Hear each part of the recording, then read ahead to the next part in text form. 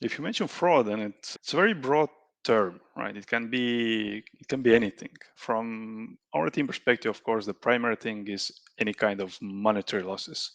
Bad guys trying to fish out any kind of financial gains out of the company. Doesn't matter in which way. Is it using some stolen credit cards or technical nuances that our system doesn't catch in the beginning or so on. As Vladimir said, I also am colleague and have been working in Bolt already almost for 2 years.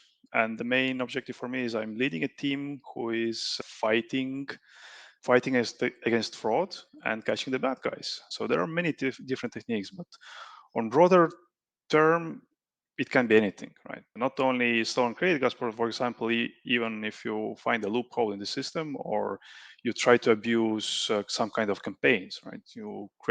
Use some campaign code, get a free ride, create a new account, again, get a free ride. So that's also in long-term perspective, it's also considered as fraud because you are doing financial gains for yourself or monetary losses for us.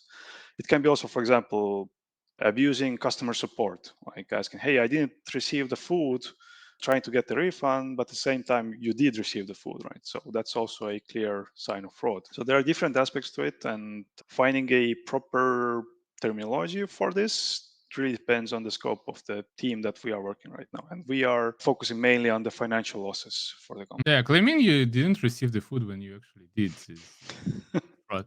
I remember another example with the pre-auth fraud. Can you tell me this story?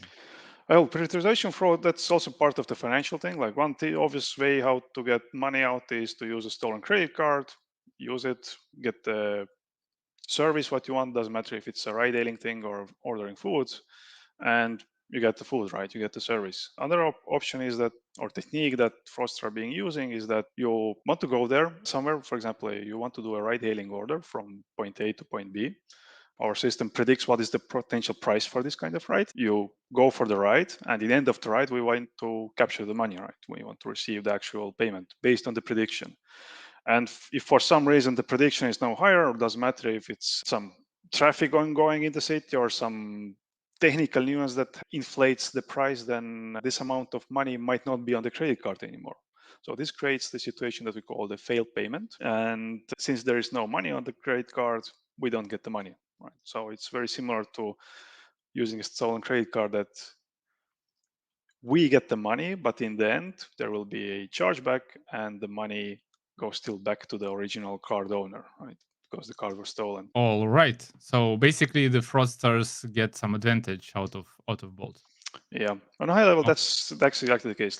The pre-authorization or failed payments is one category of the fraud systems, and the second is the stolen credit cards that end up in chargebacks, and we have to give the money back. with the pre-auth fraud, people don't worry. We close the loop, so you won't be able to take advantage of that stuff anymore. Yeah. Okay, can you tell me about what are the foundations of the approach? How to fight it? Like, how do you think about the anti-fraud in the first place? Well, from let's start from the business side, right? From business side, fraud is a high impact number or KPI that should be tracked, and there is a very simple reason for that. If, especially in mobility transportation, like Bolt is doing, the margins are very low, and if there is a fraudulent order, it can negate 20 good orders. So any fraudster that goes through our system successfully, or any mistake that we do from a fraud prevention perspective, this has high impact on the profits margins of the company, right? So from business perspective, it's extremely important that this is as good as you can get. That's from the business perspective. But from a technical perspective, I've seen in multiple companies already, reading blog posts as well, that usually they end up with some sort of business rule engine. Very widely known terminology also in IT world, and essentially this allows to create on the fly reactive business logic that helps to prevent fraud, right? Because if you think about fraud, it's not that, all right, next quarter in Q4, we want to create this kind of anti-fraud functionality because we think that fraudsters will start using this abuse mechanism. That doesn't work in fraud, right?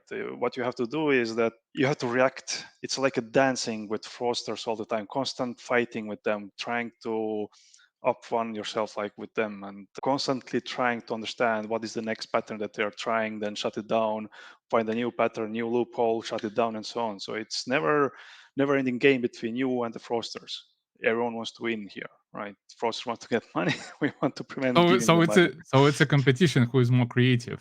Exactly, yes, yes. And that's kind of illustrates the situation why this kind of business rule engine is very important. You have to have the speed to prevent this kind of things in real time, essentially. Like if a new attack comes in from, let's say, some in Italy renting scooters with American credit card coming out of German IPs, there's, for example, this kind of pattern emerging, then you don't want engineers going into code and start trying, okay, if it's American credit card coming from Germany, then let's do some kind of like blocking or some kind of friction to the user, or try to identify is this a real user or fraudster.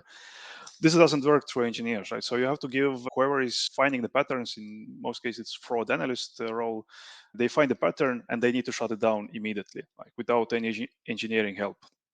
That's the ideal situation, and that's why you create this kind of systems that we call rule engine, where they go write some code or code like rules, and this shut this kind of things down, right? That's the premise of fighting fraud in real time.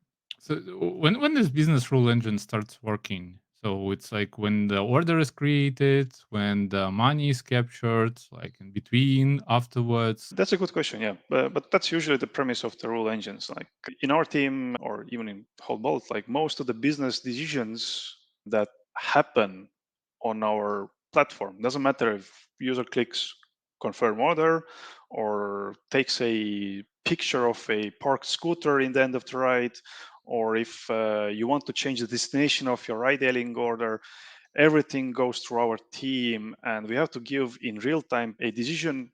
Is this allowed? Do we need to create some kind of validation before it's allowed, or we completely block it, right? So you can, from high level perspective, you think it's as like a traffic light system: green, yellow, red. Like if yellow, then we have to do something before continue. Red is let's fully stop, and green, continue.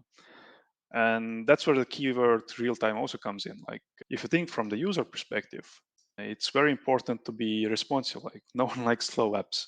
So whenever you click this check order, or sorry, confirm order, this means that the whole process of like booking, assigning driver, this has to be confirmed on the product that is handling the request, but also it has to go through fraud, right? Fraud prevention. And we have very limited time to actually give our decision, like do we allow it or not. And the more time we think on rule engine side or fraud prevention side, the more you have the loading bar on your application, right? And no one likes that. So it's very important for us, and those kind of events. What are the business requirements on the latency of order confirmation? It really depends on the situation, right? So you can have like high critical things that you actually mentioned, like confirming order, like no one Mhm. wants to wait there. But there are the usual latency or the time slot that we have is below 1 second. That's the usual agreement. But it can, of course, depend on different situations. Is it 1 second per fraud checks or 1 second per order completion? It's Both. 1 second per order completion, yes. So we have to fit Okay. into the time frame there, right? But we have even some let's say we call them checkpoints, the events when something has to be checked if fraud allows it or not. Some have like even requirements that, hey, please give me decision in less than 80 milliseconds, and that's only from our team. So it's very low, narrow margin where we can actually decide what to do next with the user, right? Oh, that's very interesting. It means like a lot of performance pressure. So you need to be Yes, very yes. careful when you design the system in the first place. Yes, that's very crucial part here. And depending on your technology stack, it can start hindering you even, right? If you have a specific technology stack in the company, in case of Bolt, we have Node.js. You have to take care about technical terminology like event loop lag. Like if you have it so high, then you have for actual business logic, you have very limited time slot again. Okay, but do Node.js as an appropriate technology? Is it fast enough to grant the performance Uh, expectations? Do we consider migrating to, I don't know, Go or Java or That's a very good philosophical question. Is it good enough, right? Of course, there can be some language framework that is more optimized for this kind of workflows. But at the same time, we have to think also the pros and cons of all systems. Do you want to know how to design proper software systems? Do you want to grow to a senior or staff engineer positions? I developed a business oriented system design course specifically to achieve those goals. We're gonna learn how to identify and gather the requirements and also prioritize them, how to address performance, security, reliability requirements, how to document software architectures, and how to make architecture decisions. The course consists of 10 lectures, 10 home tasks, and the final work. You're gonna receive the graduation certificates by the end of the course. All the details by the links below the video. We are using Node.js throughout the company as a single stack, and it helps from the development speed perspective, right? So, of course, if there will be like certain business case, hey, anti-fraud guys, please make your checkpoints 10 times faster, then we have to go tell them, hey, Node.js might not be good enough. We have to rethink the system, right? But at the moment, considering the restrictions and requirements that we have, we are doing pretty fine. And I don't see the immediate need that, hey, let's revamp everything and write something from scratch and change the stack to a different stack compared to the rest of the company, Okay. right? It doesn't just add up from the pros and cons perspective. Okay, makes. What information do you need to make the decision? If you would ask from me, I know that's a tricky question because it kind of gives the insight to fraudsters. Like, okay, I'm gonna cheat on this one, but some high level info. What are we doing? if you ask this question from different people, you get different answer, right? If you ask from me, then I would say the less amount of information we have to get, the better, right? Because the more data you have to load, the more time it takes to actually process anti-fraud rules. But if you ask from fraud analysts, they will say, I want everything, give me everything. And that's essentially true. They find patterns, they find the significant values that are important, and we want to provide them this, right? And this also means that our team is data hoarders. We process a lot of data. I think like on both level, I think the public number is that we have around few petabytes of data, and our team is significant part of it. It's not majority, but it's visible on the charts, let's say like that, right? And when we do this kind of anti-fraud check, we collect everything that is relevant for this kind of situation. And on high level, we can categorize this on different kind of data. So like one is the real-time data. If I press the confirm order button, there is some relevancy from this perspective. For example, where is the user located? What is the GPS? Where is the user wants to go? What is the distance from this point A to point B? What is the IP of the user? Is it the same country for the IP as the credit card, or the order is coming from different location? So these kind of things start playing the role of the input of the fraud checks, right? This is the real-time data. There is also, let's say, velocity data. How many orders a certain IP has been doing? Is it sensible amount of information, or it or is going through some threshold? So this kind of velocity thing that you have to usually track in some faster databases, like for example Redis cache or similar. And there is like a third data category that I like to call this, let's say, archival analytical profiling data that is aggregated not in real time, but rather pre-computed. For example, what is your amount of orders in last 6 months? Right. If you have high amount of orders that are successful with no fraud patterns, then it kind of indicates that you're a trusted user, and it's very unlikely that you will start doing something fraudulent, right? But for example, on other side, if you're a fresh user, you're creating a lot of accounts from the same IP. We already detected some kind of fraud with one of those accounts. This means that you're a high risk user. We have to start throwing like something in front of you to either verify you or to give you additional credit card challenge, just to make sure that this fraud doesn't continue, right? So it kind of hints in, if you ask like what kind of data we want, we have like this real-time data, velocity data, and historical data, right?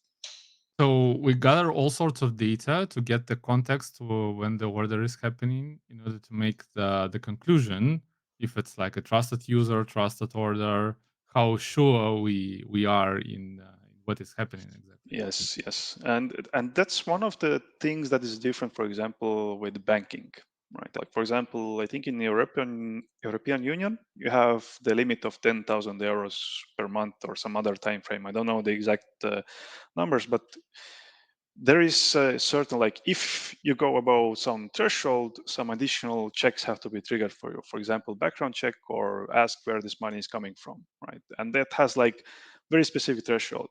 There is no heuristics involved. If you go above this, something has to happen.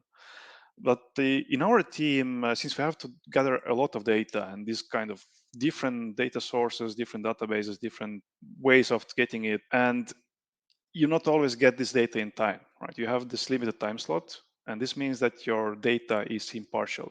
For example, if you ask, like, if user has done 10,000 orders before that, you might get the answer, maybe not, right?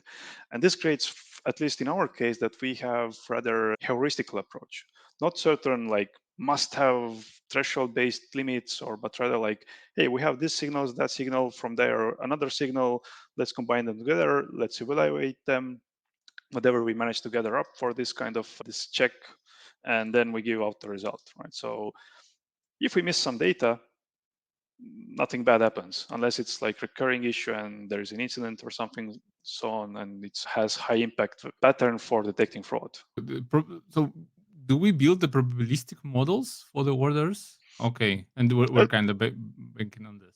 Okay. I can a bit explain. Like, if you think what is the definition of rule engine, there are like on high level three things. First of all, you have some kind of preconditions. For example, if you detect this a pattern that is only local to some specific market, some specific country, or even some specific city, then there is no point to apply same anti-fraud rules for every market that you have out there, right? So in case of preconditions, that okay, we found the pattern, but please apply this only in this city or in this country or some other segment, right? So these are kind of preconditions. Then the other thing is that if you think about rule engine, then it already tells one very specific keyword: rules. There have to be some kind of rules that determine the outcome of the rule engine decision. Should the user be allowed to take the order? Should we throw some challenge on them, or we should block it, right? So there are rules that can be modified with, from our perspective, with least engineering effort as possible, right? And the third part is that it has some kind of, usually some priority or exclusiveness, that you have, let's say, 100 pattern rules, then they can override each other or add up some logic. And based on evaluation of those rules, you will have the outcome, right? So the rule engine concept itself, it's quite standard from the perspective, and that's exactly what we are using also ourselves. So we have a bunch of rules. Each rule could be dedicated to a specific pattern, and they can override itself. For example, the one rule detects that, hey, this is a good user, but other rule says, no, no, this is bad user. And the fraud analyst can play around to find a good balance of the priority of those rules, right? Do they brute force like the weights for the rules, or are changing the priority? It's not that bad usually, because if you find a new pattern, it's very easy that, okay, we found a new pattern, we create a new rule, we assign it high priority, and this means that most likely this kind of situation goes away until fraudsters find a new way to go past this kind of rule, right? Do you have an example? I guess the example that I gave before is very, very on point. Like, you have differences that don't make sense. A credit card from one country, an order is happening in another country, and the location of the user is also like from third country. Like, this is very, very good example. And that's what we have seen fraudsters being doing. Like, they steal credit cards from, like, so for example, from America. They find a weak market where there are less bank checks, less our own business logic, anti-fraud rules, and so on. And then they start using those stolen credit cards on that market and try to siphon as much money out of the system as possible before we detect them. All right. And what's happening? Are those individual fraudsters, or they like team up to increase the revenues? There are definitely two categories of fraudsters that we, on high level, let's say, explain to ourselves. Like one is the professional fraudsters. They're usually bigger networks or some group of people trying to siphon out the money of the systems. Doesn't matter if it's our company or some other companies. So we call them professional fraudsters. They make money. They make some marketing to themselves. They have developers. They have also analysts, like how to find, like they're a real functioning company with the aim of doing bad, right?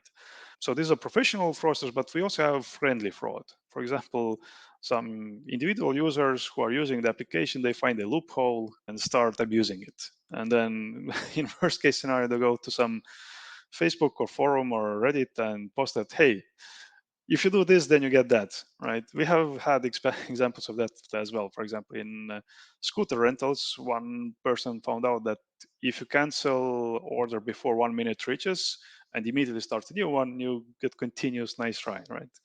This loophole is now closed, but shows what a friendly fraudster, let's say, means. Like we know that this is potentially a good customer. They are not professionally doing this, but they discovered something that can be abused. Do you ban those kind of users or just fix the problem and let them ride? Usually we don't. I don't think we ban it unless there is something really ongoing. Depends on the, of course, the level of fraud, right? I think in case of micromobility example, we didn't ban. We just closed the loophole. Problem done, right? I think that user even posted the script to GitHub so everyone could use it. What kind of script? It was for the exactly for the scenario that you run the script and it cancel your micromobility or the scooter rental before 1 minute reaches, and immediately creates the same order again. So you get continuous ride. And the And script automated this thing. wait a second. And the script runs where, on the mobile device? Yeah, exactly. Yes. So it's a separate application. What does it do? It calls to Bolt API or what? Yeah, it emulates the situation from your application. You run it separately from app, and you get any kind of authentication token from the real app. You enter Mhm. them, and then it starts emulating the application on your mobile device, and just calls our APIs and cancels the order and straight Okay, creates a new one. okay. I need to talk to our security team because there are some measures that we can apply for this thing not to happen. Because like from my previous experience, I saw that like Instagram or TikTok or like how this app called Snapchat, they're actually using a very sophisticated stuff to include in the request. So they include the checksums, they have the certificates hidden deeply in the native code. They're changing this checksum based on like multiple parameters and so on and so on. So it's hard to replicate. So I think we need to start doing the same. Well, So we have multiple levels of protection, like because robots and any kind of bots that are using our application or emulating the application, we have protections against them as well. Like the easy one is, of course, CAPTCHA, but we have different techniques as well. I will not tell them here, just in case. But oh, of course, of course. we do have them, right? Because all kind of robots that are abusing the application, it's from one perspective, there's usually a reason for that. Doesn't matter if it's like business espionage or again some kind of financial loss. For example, if you know a attack vector called SMS pumping, if you don't know, go read it. It's very interesting. Or just overloading our systems. We have seen some bots being so brutal that we had to increase our infrastructure capacity just to like accommodate those bots until we've properly fixed the situation so they couldn't do it anymore, right? So it, it can impact everything end to end, right? I don't like bots. Yeah, nobody likes them except their creators. That's true. Yes, that's true. What is the rate that we successfully detect fraud? Like That's how business. proficient we are? Yeah, that's very sensitive information. But if you want to understand the high level thing, I think our main competitor Uber has exposed those numbers publicly since they are a public company. I think it was Mhm. some years ago. It was 0.4% or something like that. Don't quote me Okay. on that, but that's the high level. The fraud rate or detected fraud rate? This is fraud rate, the money that is fraudulent. Doesn't matter if we don't get the Mhm. money with prioritization and failed payment flow, Mhm. or we get chargeback, right? Okay. That's usual trade. What is the difference? Can you explain like what? Mm. In case of chargeback, that's the credit card situation, stolen credit card. Like your credit card is leaked to some system. some fraudulent guys, and they start using your credit card information to make any kind of purchases on the online. Doesn't matter if it's in our system or some online shops, doesn't matter, right? And if you end up in this kind of situation as a normal user, regular person, you can go to your bank and request that, hey, I didn't do this order, please give me my money back, right? That's called chargeback. This means that the bank goes now to the credit card merchant, for example, Visa or MasterCard, and they will request the money back from the online shop, for example. And if the online shop cannot prove that it was you who created the order, they have to give the money back. Right? Of course, they can defend it. It might go through, might Okay. not. Right? That's the situation. So if you end up in this kind of situation, you know that you have this option to go to your bank and say, "Give me please back money back because this was fraudulent order." Okay. And What happens if we can prove? Like I imagine the situation when we cannot, we just lose the money for the order, right? yeah, But exactly. what if like how can we do prove that this is the user or this is the credit card that was That's a good question. We have this kind of defense mechanism that if we know that usually this user has done more orders with this credit card that were successful, and we can also show that, hey, that's the usual home work office route for this user, like that's obviously that person, why this order should be now chargebacked, right? There is no sense. Of course, if we detect that yes, it was a fraudulent credit card and the order was from different country with completely unrelated to this person, then it's most likely the stolen credit card situation. But in some cases, we are able to show that, hey, this order actually happened. Everything is recorded. We have the data points. We saw where the user is from GPS perspective. Everything made sense. So in that case, we can try to defend it. And if we have valid arguments, this will Mhm. be proved, and then the user will not get the money back, right? Oh, okay, okay. So Yeah. we just not let the Yes. money go. But Okay. there's one thing that since we're doing this and talking about chargebacks, then everyone thinks that credit cards leak from online shops. Like, for example, Bolt doesn't store them. We use third parties for that, so we don't have credit cards to leak. But doesn't matter if you add your credit card into some online shop. That's one source of leaking the credit card information, right? But one thing that is less known nowadays that it doesn't have to be only a leak from online shop fraudsters get your credit card. They can also brute force your credit card, especially if the credit cards are released in batches, and if this kind of batch information leaks outside of bank to some fraudsters, then create, okay, this credit card is between this kind of number ranges. They were expiring at like in 2 years, and their CVC. Okay, let's try to brute force. It's like only three numbers. Like every 1,000 card attempt will be successful. So you have like 10,000 brute force credit cards, 10 of them will be successful and you can start using them. So you don't have to even put your credit card number anywhere and still be a victim of this kind of stolen credit card situation. Oh shit, Yeah. shit. Now you screwed up with my sleep routine. Yeah. I will be thinking Congratulations. about it at night. Yes. But don't worry. If you end up in this kind of situation, then do exactly what I told. Go to bank, say that, hey, this is a fraudulent order. Mm, I didn't do it. mhm. Please give me my money back. And that's exactly what Ah, you should okay, be doing. okay, Yeah. okay. I can rely Yes. on chargebacks. Yeah, Yes. Yes. sounds good. Mm. All right. Next question I had was about the false positive. Like, of course, we can detect some fraud orders, but then there should be a situation where we think that the order is fraudulent, but it's not. What kind of friction it causes to the users? Hmm. That's very important metric that we are tracking, right? On one A, you could say that we could eliminate all fraud. Absolutely. There is no question in that. But what would it mean is that every time you click confirm order, we go through credit card challenge or 3DS from technical perspective, right? And if you go through 3DS, that's essentially a two-factor authentication. If this is successful and you go through it, this means you own the credit card. You gave your password right now, so you're authorizing this kind of order, this money, right? And essentially, you cannot charge back this kind of money. This means that if we validate that this is not a stolen credit card because you entered your PIN code, we are safe, right? But now imagine doing this kind of process every time you click confirm order. That's just ridiculous.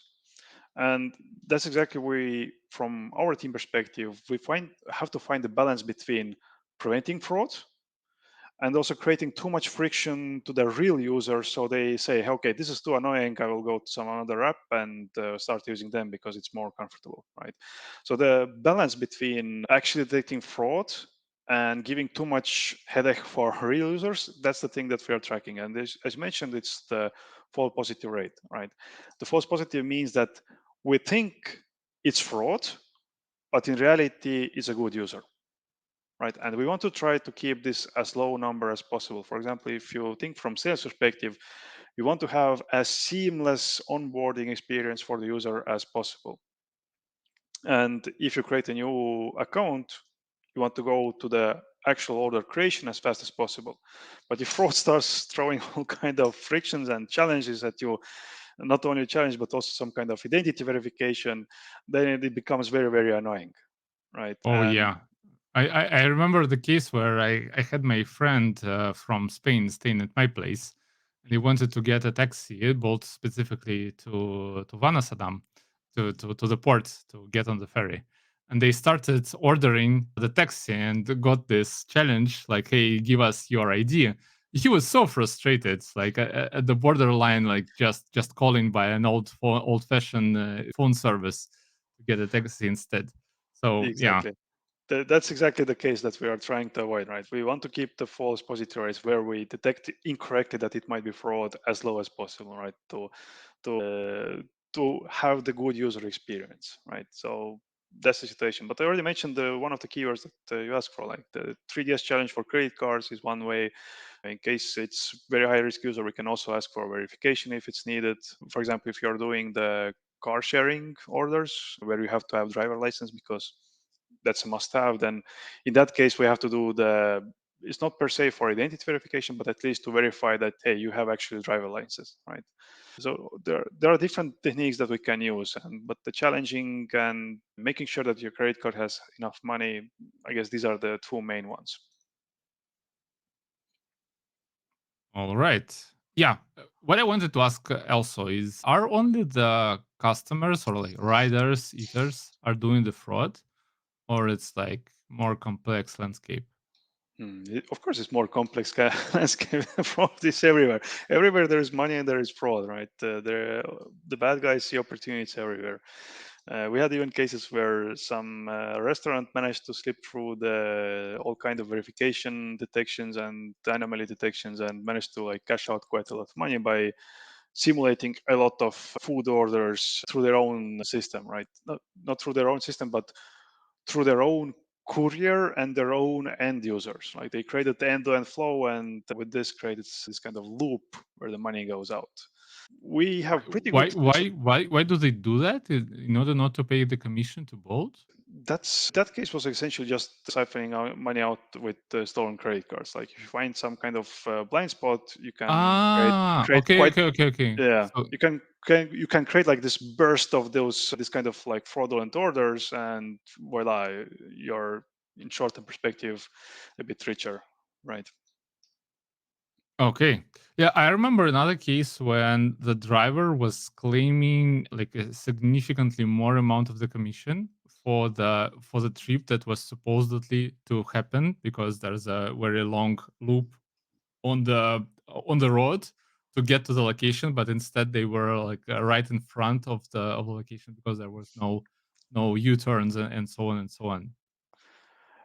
Yeah, that's also an example, but I wouldn't call this like professional fraud because that driver is part of our platform. Like he generates us revenue and he also gets commissions. Like this kind of situations happen, of course, and we have some automatic detections that, hey, this is you're asking too much for the final price of the ride, or if it's like something is on the border, we do also manual reviews in that cases, right? So these kind of situations, yes, it happens. It can happen also like vice versa, that the rider, the passenger says that, hey, this ride didn't happen, I didn't reach the final destination.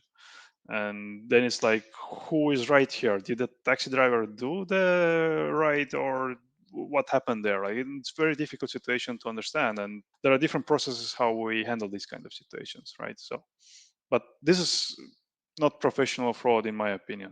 It happens, but it's a different situation. Okay, so it's not the people who are building the business on the fraud. It's just like people Yes. who spot the insufficiencies. Okay, in the process. So Yes, basically, exactly. basically they help us to build a better That's system. exactly the case, right? Okay, can you tell me about the craziest fraud example that you stumbled upon in your lifetime? Craziest fraud example. Whew, that's a good question. Let me think for a second. I don't have any like specific example. I guess the craziest example that we had that stands out for me is the micromobility 1 minute order that you post this thing on Reddit and then you create a script and post it on GitHub so everyone in the world can Okay, use it, right? all This right, really all right. stands out. Right? This is not professional fraud, but it really stands out as an individual user who tries to like do something fun, right? It stands out. But in case of professional fraud, I can tell you a small story. I think this was publicly also discussed, so I can tell a bit more about it. That there are professional fraud networks out there. For example, Telegram channels where users are ordering fraudulent orders. Like they promote like you have some discount, 25% or even more sometimes, Or and you get 50%. Yeah. yes, I and will try to find those pictures. They're pretty funny, especially when they stated that we're shutting down our business exactly right. because Bolt figured what to do with them. Exactly right. We figured out what to do with them, and it's especially like satisfying to watch. Like, sorry, we are now in maintenance mode. Please wait until we resolve the issues. But you actually know what is the reason why they are doing that, right? And Yeah, that's the best feeling. yes, and with this kind of like channels, there is a very obvious thing that not many thing. Like, if you do this kind of yes, you get a discount for this kind of fraudulent order, but there are two aspects there. First of all, you are making this kind of business even more profitable, but second is that you have to pay somehow them, like, and usually you give the credit card number, so as soon as you do this kind of operation, the fraudster doesn't have only one credit card to use, but they also have your credit card Oh, to use oh my for god, further yeah, fraud, right? So it's yes, you get the discount, but at what cost, right? yeah. So That's too risky. But most people don't have this ability to weigh in the risk properly and be financial literal. yes, So yes. okay, let's talk about the technical thing. So, what skills do you need, or like what knowledge of what technologies do you need to efficiently fight fraud? Like from the team perspective, we are part of commerce department. Like commerce handles any monetary flows that is happening in the company, right? So whenever you're hiring someone into the commerce department, usually you expect that this person has some kind of commerce background. Not always, but that's usually the like preferred way. You have some kind of experience with integrating payment methods or creating invoices for the customers. You have some sort of background there, right? But in case of anti-fraud, is that of course you have financial background and you know how the money flow works. That's very beneficial for you. But in reality, that's not that important in anti-fraud team. Here, I'm looking rather like people who are bright-minded. They can grasp a lot of gold because since you need have to understand that everything goes through our team. So this means you have to like see the whole picture end to end. And from technical skills perspective, I would rather prefer having some kind of platform level skills, like, because essentially what we are creating is not a product, but rather a platform how to fight fraud. Right? Every development that we do should be contributing for any future fraudulent pattern fighting, matching, writing rules, and so on. So you mentioned that you were using Redis cache for some of the rules and all that stuff. What are other storage technologies? But if you think like the main part for us is the data hoarding, right? That's the main keyword for us. We work with a lot of data, and this means that we are getting this data from different sources. It can be during the real time that as part of the event we get some data, so there is no specific technology there. But for example, for velocity, we indeed use Redis, as you mentioned. That's very good, high performance database for us that we can track any kind of velocities. But for data storage, that if you need to get something from almost near real time, we use MySQL databases, same as the rest of the company. That's one source. We also go for this the third category where we have archival or historical data pre-computed. Then we go into our data platform, the technology stack, and that's already completely separate world. Like where do we store all the data in data warehouse? We use Presto for that. Based on Presto, we run daily SQL queries essentially that pre-compute the data. They create some kind of values for us, and then we can get it also from high availability and high performance database. In our case, it's also Redis, but it's, let's say, a different separate cluster for that specifically, right? Looks like that you need to be pretty sophisticated in this system design skills to build that kind of system. Yes, Especially with several petabytes, like different data storages, real time requirements, performance requirements, and so on. yes, that's true. Sounds Yes, like and quite challenging. yeah, and that's exactly what I mentioned. Like, if I'm looking for engineer into our team, then I'm not looking only do you have commerce background, but rather will you be able to survive with all the different technology that we are using in the team. Just one All example right. that we don't have only relational data or some kind pre-computed data. We also have graph database, right? Okay. That's an interesting story. We had Okay. Neo4j, like very standard graphical database, right? We have been using it for many years already, but at the moment this year, we decided that, okay, Neo4j is not good enough for us. We are already outgrowing its limits, at least for the community edition, and it's time to switch up, right? And instead of finding some other standard graph database there, we evaluated pros and cons, and we went for instead some custom solution based on Redis. There's a simple reason for that. It just fits more nicely with our team and company ecosystem because everyone at Bolt knows Redis. That's like bread and butter for us. And it was very easy to create a specific graph relations for our own use case that is extendable quite nicely. And we have high performance. We have experts in the company who can maintain it, give us advice if needed, and so on, right? So we killed Neo4j, but we still have a graph database that is written from Okay. our own Okay. team. So it's like some extension on top of Redis.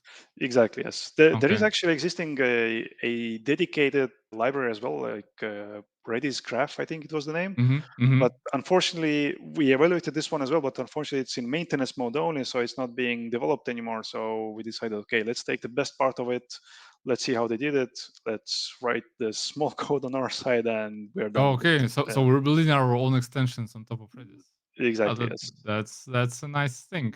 Okay. Yes. Do you hire any engineers in your At the team? moment, yeah, the hiring process is, let's say, constantly ongoing. But at the moment, yes, I'm specifically looking for filling one slot. So if you're interested, then let me know. Oh, okay. Oh, okay. So, folks, like if you look at this, if you watch this interview and you're a software engineer, like in Estonia, Germany, where do we hire? Like At the moment, I'm in looking Poland? for. I think mostly Bolt is looking for, yeah, the countries that you mentioned. But for my team, like I'm trying to keep right now locally things, and Estonia is the main Okay, target. well, okay. Yeah. If you want and be able to relocate to Estonia, and you're an engineer who's like passionate about fraud and writing your own extensions to Redis, like that's a good opportunity. I will leave the link to the job opening below the video. And like while we're at it, I want to ask you to write in the comments what is the best known fraud stuff that you experienced in your life, or have you tried to make some fraud at least. Like, we won't chase you, we just gathering information. Yes, and gathering the information, that's very important for our team as well. Like we haven't mentioned so far at all machine learning and data science. Right? That's also like very hot topic for our team. Yeah. I was getting to it because, like, Uh, writing the rules by your own hand sounds, like, very elaborative and slow. So I wanted to ask, do we leverage any modern technologies? yes, the data platform that all the things that I mentioned, data warehouse and so on, it's already like a huge mix of different technology stacks, right? But then you have on top of this machine learning as well. So it's completely separate world. And based on our current strategy, machine learning will be impacting us a lot, and it's already impacted us, right? One thing, as you mentioned, exactly, like we have fraud analysts who are finding the patterns manually. They write rules, they try to prevent fraud, right? But it's not always enough. And machine learning is something that we are, I don't want to say doubling down, because we are already doing it, but we are putting more and more emphasis on it because we see the potential. Like at the moment, we have around 1,000 different rules, more than 1,000, and we see potential that instead of having 1,000, we just eliminate most of them and replace them with just machine learning models. Right? We see that it's working, and we are going for it even further. So data science in our anti-fraud team department, however you want to call it, has significant role, and we have full-time data scientists just working on anti-fraud topics. So it's not like exactly software engineers. It's a different specialty. Exactly, yes. Data science, completely different thing, and they have a lot of work to do. So we'll see where it goes, right? All right. All right. Now, Okay. What do we use for this machine learning stuff? Any like pipelines? Any mhm. pre-trained models, or do we come up with our own? Like how it works? The Bolt has very nice framework for that. You mentioned the nice keywords like pipelines, Python, everything is going on there. But from my perspective, I don't think I'm not comfortable yet to discuss it that much because I'm just getting into this world myself even more. I've been only, almost 2 years involved, but there's still a lot to learn for me because as the diversity in our team from technological perspective is amazing, right? And now I'm also trying to concentrate more on machine learning, how it works behind the scenes, and how can I leverage this knowledge that we'll gain and combine it with engineering and get our platform, for example, even to higher efficiency. I think that's a good word. All right. So glad to hear that. So yeah, basically this is how we do things in Bolts. We have this foundation which gives us the building blocks and all the product things. We yeah, proper platform engineering. Yeah, but it's not only like the foundation that we are involved, but our own data science and fraud team, they are also doing this foundational work. For example, yes, machine learning models, that's one of the buzzwords right now. Of course, it works, but with machine learning models, you have this kind of like very obvious gap there that you have delay of finding patterns. For example, if the fraud attack happens on night and you retrain your model daily, this means you can already have like 12 hours of gap, right? And if you're relying a lot of machine learning model, this means that there is a huge opportunity for the professional fraudsters to do some fraud, right? And Okay. for example, for this, we are creating in our team anomaly detection framework, which can be used now across the company, right? Because we validated that Mhm. it works. Okay. It helps us. It already has prevented multiple patterns, or let's say, the time to detect a fraudulent pattern has improved in some cases already, and we have proven it Okay. works, right? So it's one of the metrics that we track. How Why much why time why it why yeah, why do we need anomaly detection in the first place? exactly for the reason that I mentioned. Like if the fraud attack happens, the statistic shows it's with a delay. It doesn't matter if it's a machine learning model or some charts that analysts are tracking or customer support complaints coming in. it, we have some delay in detecting fraud, right? It's not always obvious, and that's where anomaly detection kicks in. It finds different segments of data. Doesn't matter, for example, if it's per country or payment method type or some other, say, what's the good word, parameter. And if there is some kind of anomaly, some, for example, payments go way up with this kind of payment method in specific country, then we take a look what happened there. Maybe there was just some like big concert or something like that, and that's completely fine. But often it finds a fraud pattern that, hey, in Italy American credit cards are being abused, take a look. All right. Yeah. Mhm. So Okay. this gives us more like this real time feedback. Hey, something is going on in the system, Mhm. go take a look, because Okay. So you fraud, get you get a heads up even if it doesn't violate the rules per se, but you yeah. see that the picture is changing. Okay, and Yes, you yes, can yes. react on this. Yes, and there are two other aspects very good. That first of all, fraud analyst is a human person; they don't see Mhm. everything, right? They have limited capacity as well, so it kind of Of helps course. us them out a lot. And second, very important thing is that anomaly detection can also be vice versa, not that hey something spiked up, but something spiked down. It can detect Mhm. incidents, right? Hey, there are no Okay. no more Apple Pay payments in Germany. Oh, something is screwed up. Go check it out, right? Yeah. So yeah. Okay. Yeah, that helps a lot. Okay, let's wrap up then. Like we're running out of time. So do you have anything to say, to wish, or like to give an advice for software engineers The- the Anti-fraud battling team fraud? is, yeah, anti-fraud is very exciting team. I really enjoy being here. It's very like diverse. Doesn't matter from you learn how the commerce thing works, how money flow works, and you don't need to have that much pre-requirements for it. And it's a noble thing as well. Like who doesn't want to be the sheriff to catch the bad guys? That's highly motivating. And from the other perspective is that whatever you do has high impact. You if you change one tiny little bit of percent in metrics, that's actually huge money from the company perspective, because we are not talking about absolute numbers, we are talking about percentage of the whole company, right? If you take high revenue companies, even this tiny little bit has like huge impact. I've seen development tasks that you do this development task, we save company 1 million. That's completely normal for us. That's highly motivating thing. And second thing Yeah, that I want to say. sounds great. You can put it in your promotion document, right? Exactly. And second thing is that if you're a bad guy watching this video, I will catch you. No worries. Okay, yeah, that's very inspirational. Okay, thank you very much. Thanks for our viewers. If you like this, don't forget to press the like button down below there, and leave a comments. What was your favorite fraud story from this one? And of course, apply to the positions if you're interested in the job with Alexei. All right. Okay, Thank you very much for so having yeah, this. thank you very much. Another hi to our colleagues and bolts. See you soon. Bye bye.